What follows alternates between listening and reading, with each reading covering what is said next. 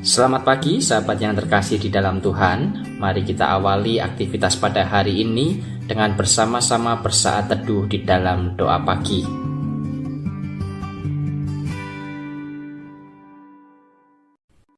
Mari kita ambil waktu hening sejenak untuk mempersiapkan hati dan diri kita.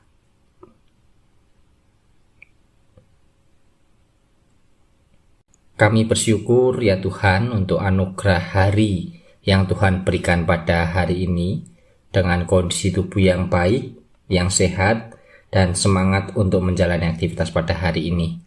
Kami bersama-sama datang ke hadirat Tuhan untuk terus mengucap syukur dan juga rindu untuk terus mendengar apa yang menjadi kehendak Tuhan di dalam perjalanan hidup kami. Biarlah kami boleh terus bertumbuh menjadi pribadi-pribadi yang Tuhan kehendaki, yang memancarkan kasih kepada kehidupan di sekitar kami. Di dalam nama Tuhan Yesus Kristus kami bersama mohon pimpinan. Amin.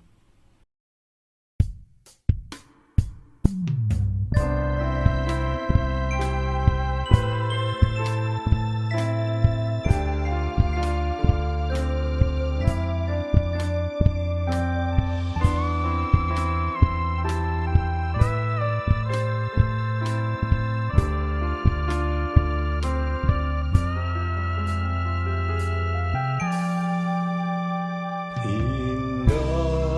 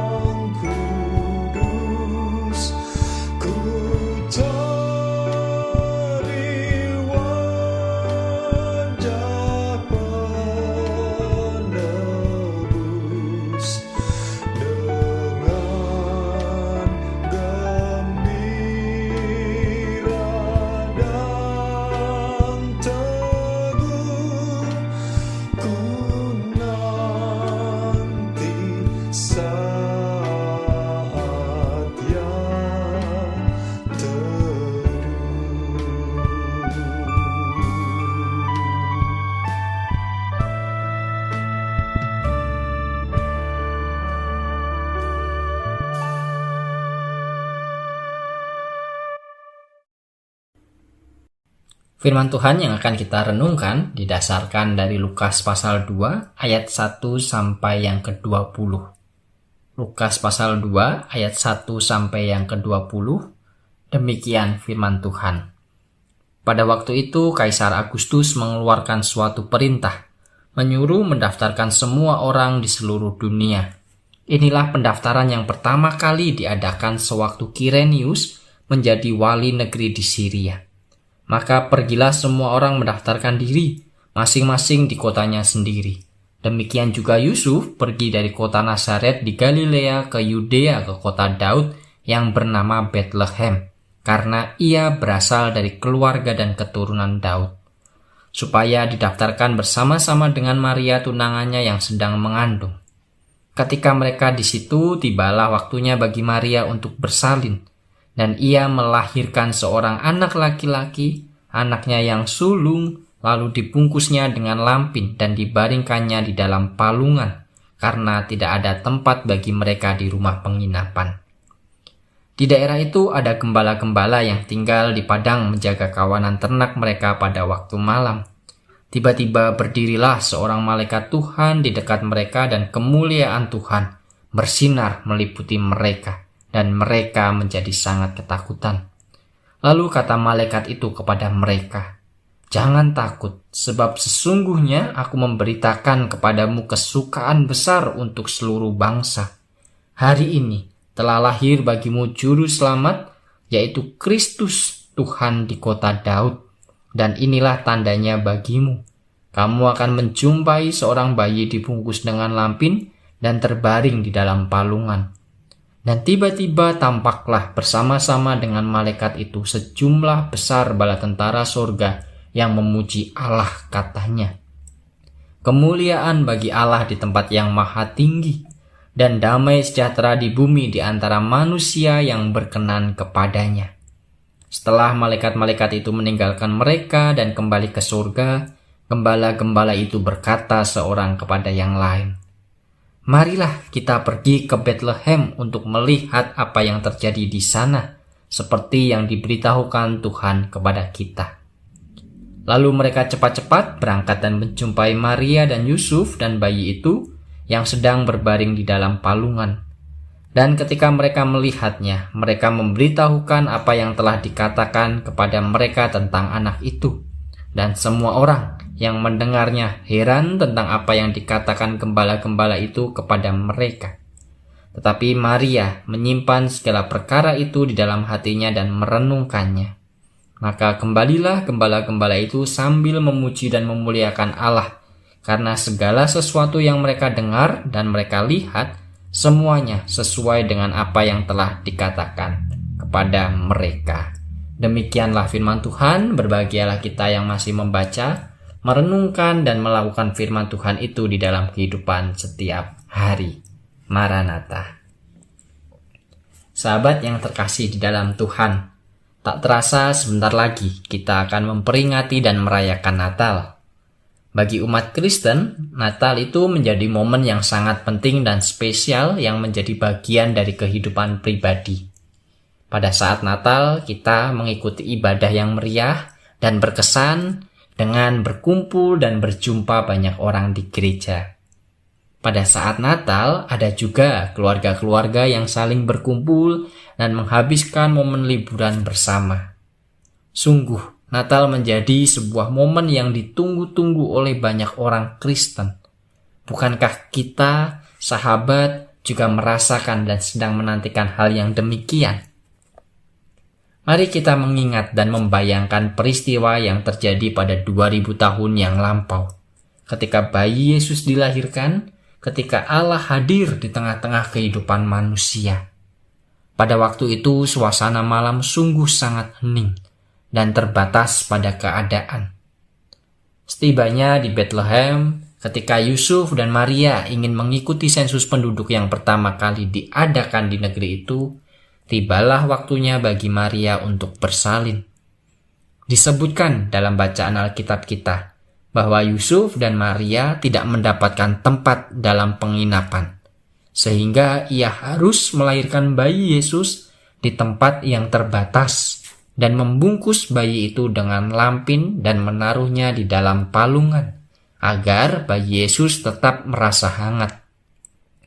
Maria dan Yusuf tidak mendapatkan penginapan karena jelas pada waktu itu ada banyak orang yang juga pergi ke Bethlehem untuk mengikuti sensus penduduk yang diadakan, sehingga penginapan-penginapan pun yang ada sudah penuh.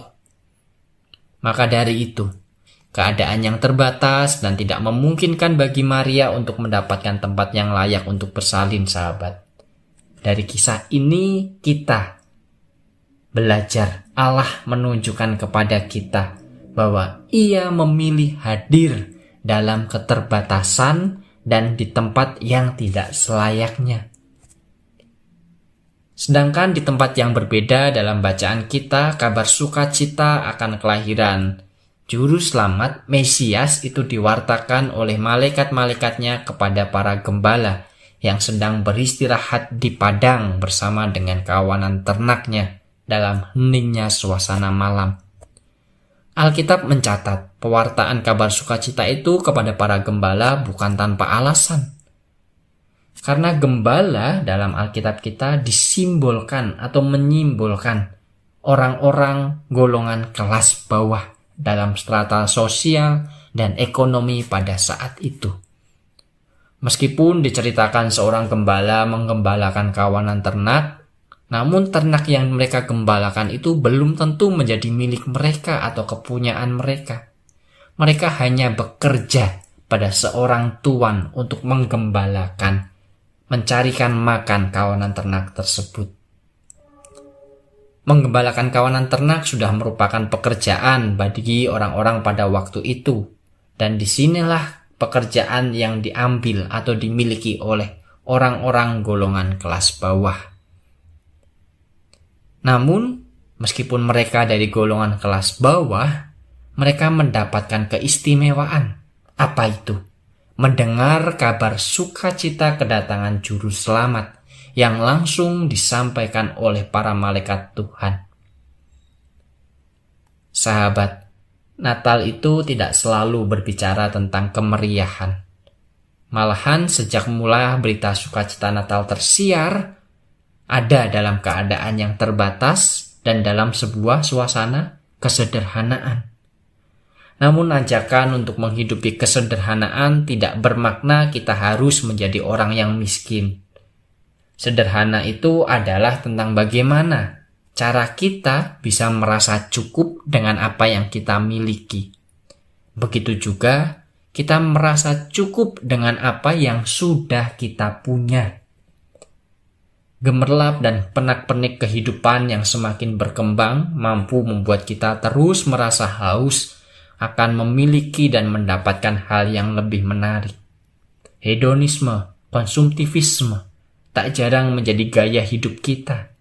Gaya hidup yang mampu mencekik leher, menghabiskan sepanjang waktu kita untuk terus mencari pundi-pundi uang, sehingga kita lupa waktu untuk menikmati hidup, menjalin relasi dengan Tuhan. Ingatlah sahabat, 2 tahun yang telah kita lalui dalam situasi pandemi COVID-19 yang lalu, seharusnya telah mencelikan mata kita. Kita telah diajar oleh Tuhan untuk melalui kehidupan dengan mampu bertahan dalam segala keterbatasan, bertahan dari terpuruknya perekonomian, dan kita juga diajak belajar akan mensyukuri apapun yang sudah kita miliki dan yang sedang terjadi di dalam kehidupan ini. Maka dari itu, marilah kita rayakan momen Natal ini, kita syukuri sukacita Natal tahun ini dengan tetap menyadari bahwa sukacita Natal, sukacita dalam kehidupan mampu dan dapat kita rasakan di dalam sebuah suasana kesederhanaan dan di dalam suasana keterbatasan. Amin.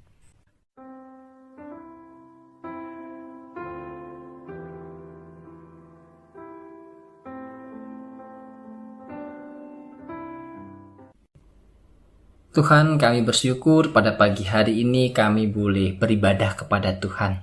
Sebentar kami akan melanjutkan aktivitas kami dan tak lupa kami ingin memohon penyertaan, pimpinan, dan dari Tuhan di dalam setiap aktivitas yang akan kami lakukan. Tak lupa kami juga ingin menyerahkan waktu kami, masa depan kami hanya ke dalam tangan pengasihan Tuhan saja. Karena kami yakin dan percaya di dalam Tuhan ada damai sejahtera dan sukacita yang senantiasa melingkupi kehidupan kami. Kami juga bersyukur bahwa pagi ini kami boleh mendengarkan firman Tuhan. Firman Tuhan yang mengingatkan kami kembali di dalam momen menyongsong Natal. Biarlah sukacita Natal boleh senantiasa kami rasakan di waktu, di dalam keadaan apapun, baik dalam kesederhanaan maupun di dalam keterbatasan yang kami alami. Dan biarlah juga Tuhan yang menolong segenap teman-teman kami, sahabat kami yang terlibat di dalam kepanitiaan Natal.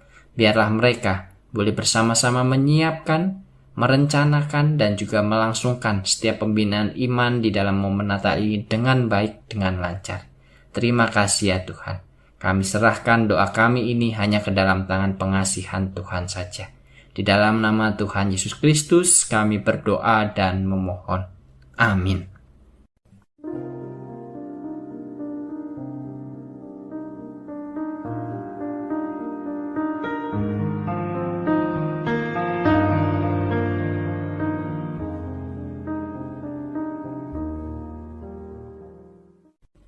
Sahabat, doa pagi kita telah usai. Selamat beraktivitas, semoga kita tetap diberi kesehatan dan tetap dalam penyertaan Tuhan. Tuhan Yesus memberkati.